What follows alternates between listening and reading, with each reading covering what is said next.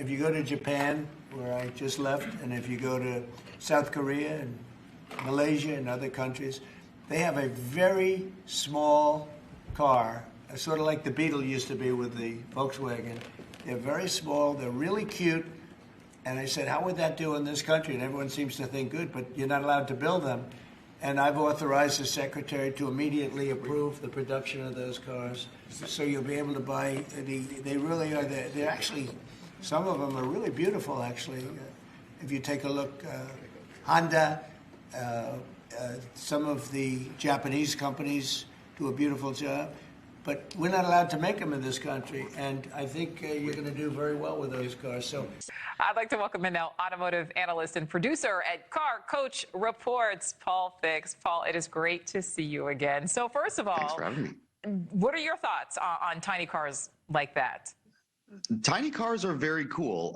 In Japan, they call them K cars. K is a shortening of the term light vehicle, and it's actually a kind of a big deal in the automotive industry because there's a whole niche of people that love to import the old K cars and the AutoZam AZ1 and the Copen, the Daihatsu Copen. There's a lot of want for these cars, but I don't know if it works for the current regular consumer, as in for a new vehicle. They're limited to 63 horsepower. That's not going to get you very far these days. It's definitely not safe on the highways. But there is a lot of options on ways that they could implement cars like this in the US. And I think one of the biggest things is more horsepower. We have these big, long stretches of highway between all of our cities. And it doesn't make sense to have low horsepower cars unless you only live in the city. Yeah, I want to ask you. The U.S. isn't built like that. Yeah, exactly. I want to ask you a little bit about the highways. But I mean, do you even think that these, let's say they do increase the horsepower, would these be popular with Americans? Because again, we're kind of known for traditionally loving, bigger, more gas guzzling vehicles. Not all of us, but that's kind of traditionally the stereotype. Yeah, small cars used to sell here. The Smart Car was one of them. The Fiat 500 used to be smaller. The Mini used to be smaller. But they've all kind of fallen out of favor, I don't think because they weren't big enough. Because if you've ever sat inside a Mini, it's very, very spacious on the inside. But I think a lot of it has to do with regulations and the restrictions from a safety standpoint, from an emission standpoint, from a technology standpoint. And it's definitely, again, Americans are used to larger vehicles, big, long trips. Small cars don't really do that. So if anything, I think it's going to take one of the manufacturers to really take a shot in the dark here and put one of their cars on American roads and see how it does.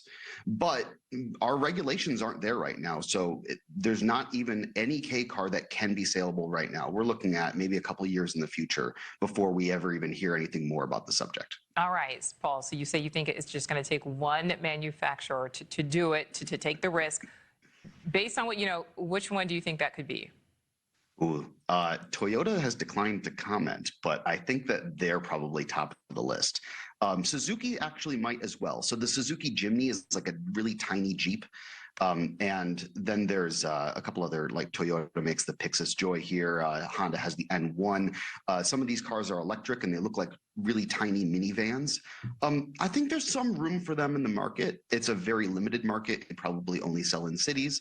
But I think for the people that are looking for something that's really economical, that's really cheap, I think there is a market there. It's just very, very small. And Toyota may be the first one to do it. If it's not, I'd be surprised, but it's probably going to be them. All right, so I want to ask you a question. And to be fair, you said there are regulations that need to change. So we know that these would not be allowable right now. But if the regulations somehow changed, if, whatever needs to change does, are these safe?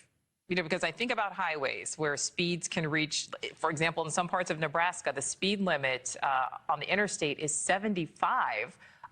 So these tiny cars could potentially be sharing the road with big rig trucks. I think we can all imagine all of the things that could go wrong.